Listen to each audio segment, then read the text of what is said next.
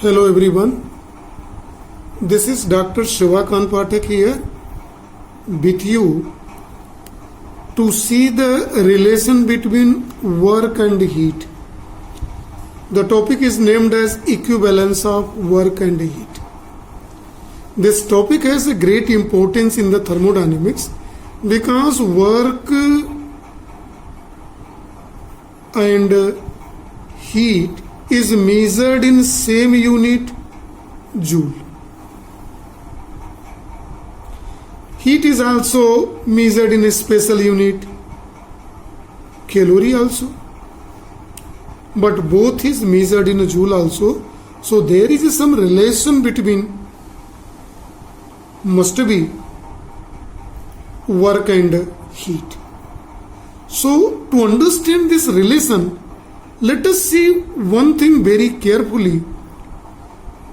The things are this: rise in temperature, increase in temperature of a body. See, what are the factors responsible for it? If suppose we have a pen, how can increase the temperature of this green pen here? If it is the body, or my hand is this. See this example. How can increase the temperature of this? It is due to two reasons here is mentioned already. Directly giving heat to the body, right? So give some heat to the body, the temperature of the body will rise. Or the second way through which the temperature can be increased, by doing some mechanical work on the body. Doing some work on this. See how this providing heat is responsible for rise in temperature, or mechanical work is responsible for rise in work. So let us see few examples. So first of all, I showed my hand. So the temperature of my hand I can increase by two ways. Either be taking heat from the fire or some heating bodies, heat energy, or by rubbing the body. Rubbing the body means doing mechanical work on the body. So by rubbing the hand, temperature can also be increased, or by directly taking the heat, the temperature can be raised. So both factor can be responsible here in this case. See, so we have taken an example of hand. If we take example of, here in this case, ice. Ice can be melted by two ways, either providing heat or piece of ice is rubbing of ice, rubbing.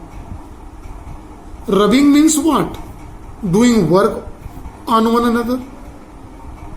Clear it is? So the ice can be melted by two ways. The first way is just providing to the heat here in it, or the second,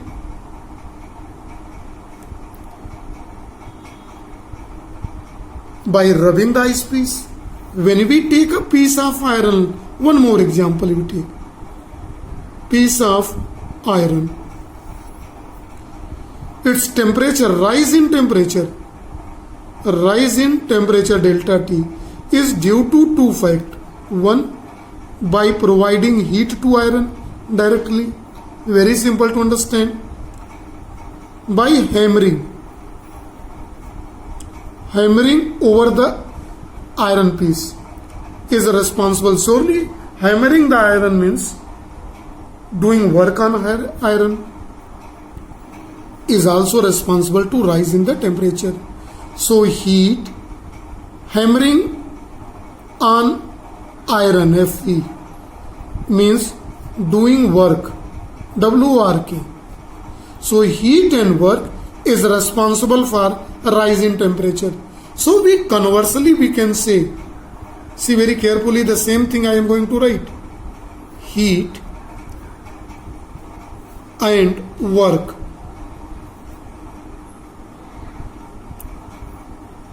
is responsible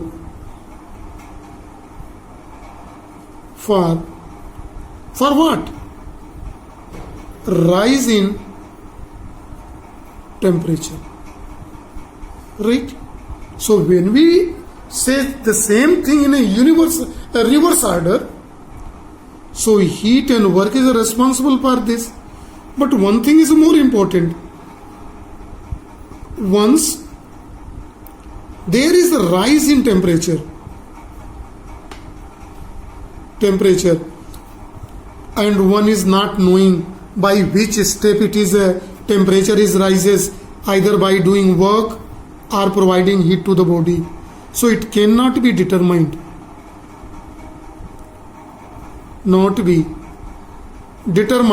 the rise in temperature is either by heat or work. So once there is a rise in temperature in a body and one is not knowing how it made, so he cannot predict what is the source of a rise in temperature actually, because both is responsible either providing heat or doing work over the system.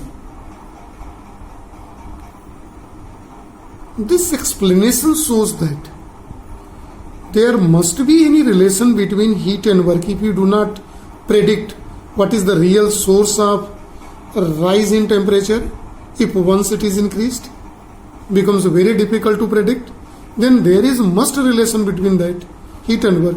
Then one can say this red statement very carefully. Heat and work are equivalent to each other. If both is responsible for rise in temperature, so both is responsible. So we may say that can give the idea, this box can give the idea that work is a form of heat energy.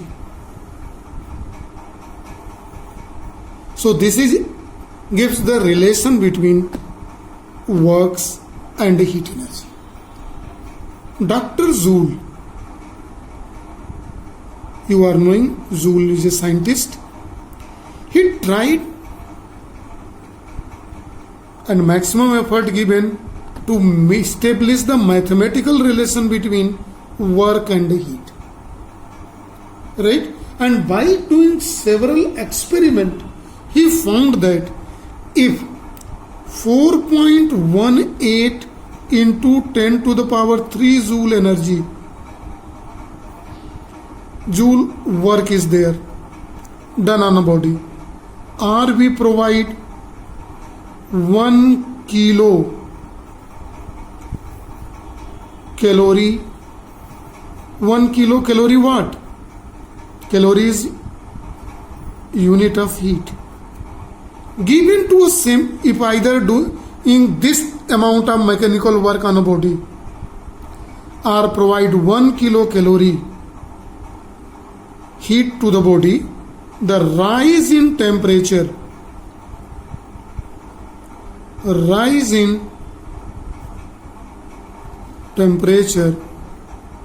is same, right? So if rise in temperature in both same, then one may say that 1 kilocalorie can be written as 4.18 into 10 to the power 3 joule.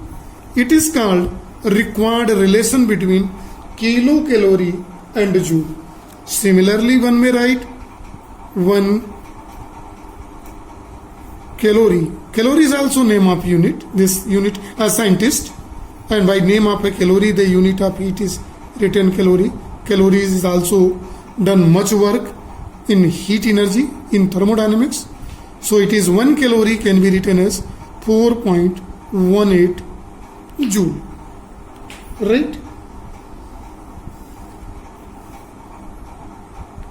Let, if Q denotes, see what Q denotes. If Q denotes calorie of heat and W denotes joule of work. Then this implies that W is equal to 4.18 Q. See this relation. W is equal to R. W can is written as JQ. Compare between both where J is 4.18.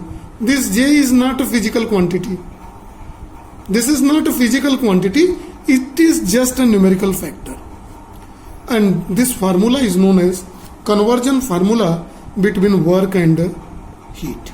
So this is a required relation between both. This is for today only. Thank you and have a nice day to all.